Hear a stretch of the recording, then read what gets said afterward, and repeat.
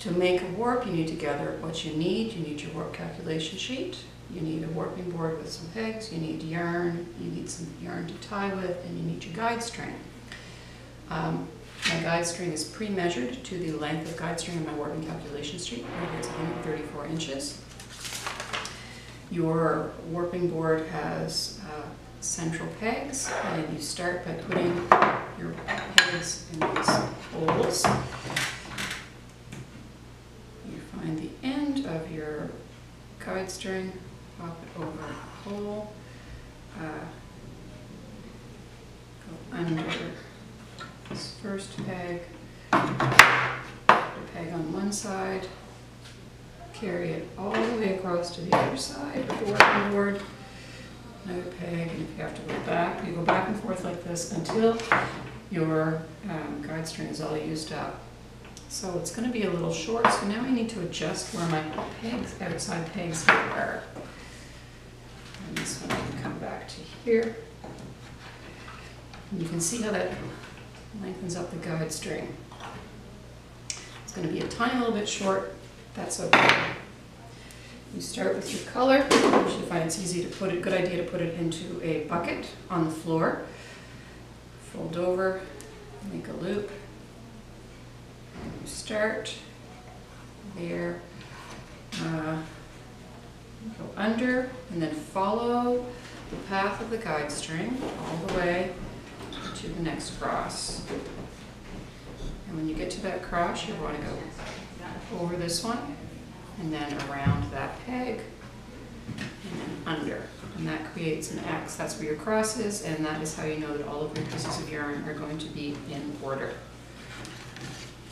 You want the string to be snug, but not really tight. Some yarns stretch a lot. You don't want to have your work to be too tight. So when you come to the cross area again, over this one and around that, and then under. Close up of working in the cross area, over and then around and then under to get that nice cross. All the way to the other side and get to the next cross area, over, around,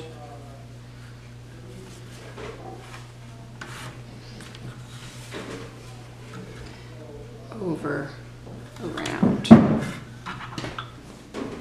So once again, you create an X. You will notice that there are no X's where the guide string does not have an X in it. Come to the cross, over, around, and then under, creating that X again. Each piece of yarn,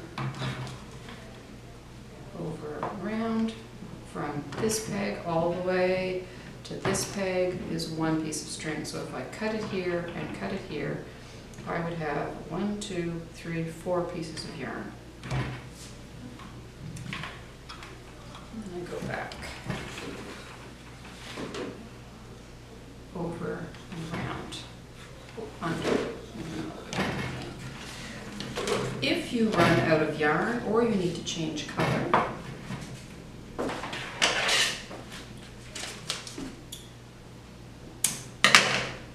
then you always tie your knots either at the very beginning peg or the very end peg. And you try and get your knot as close to that peg as possible. If I put a knot in here, then this part is going to be in my warp. I want it to be as close to this peg as possible. Lay those two pieces of yarn together, pull them over each other, trim the excess, and then I can continue. And you can see how close that knot is to the actual turnaround peg, the end peg, and so on and so forth. When you are counting, you can count. I usually count at the cross here.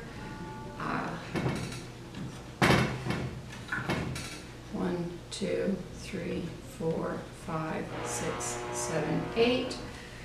When you get to 10, you can take a piece of string, cross them over like that. When you get your next 10 done, you can cross them over like that, and so on and so forth until you have a total number of warp ends, which in this instance is 90. again, looking at your work calculation sheet. When you finish, make another loop. Pop down your end peg, clip off the excess. And now we need to take it off the working board, but before we do that, we need to tie our cross areas. And on each cross area, you're going to want to have 5 ties.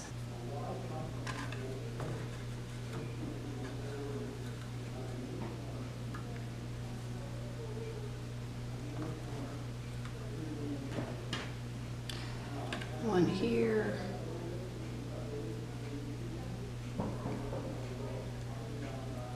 One here.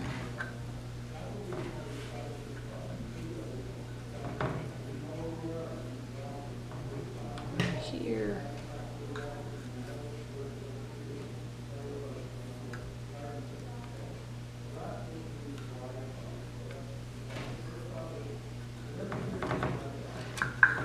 And then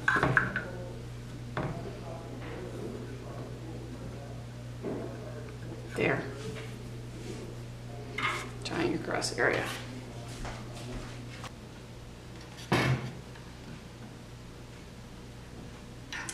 And I try to not tie the actual loop itself into these ties.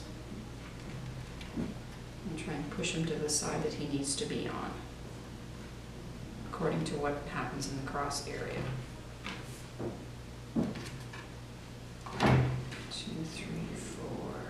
If you are dyeing your warp, you want these to be a little bit loose. And I'm also going to put a tie at the very end here and here, which is especially important if you are dyeing your warp.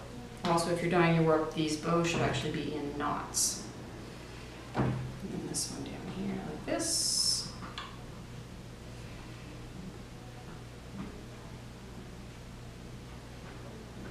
And we'll also put a tie here.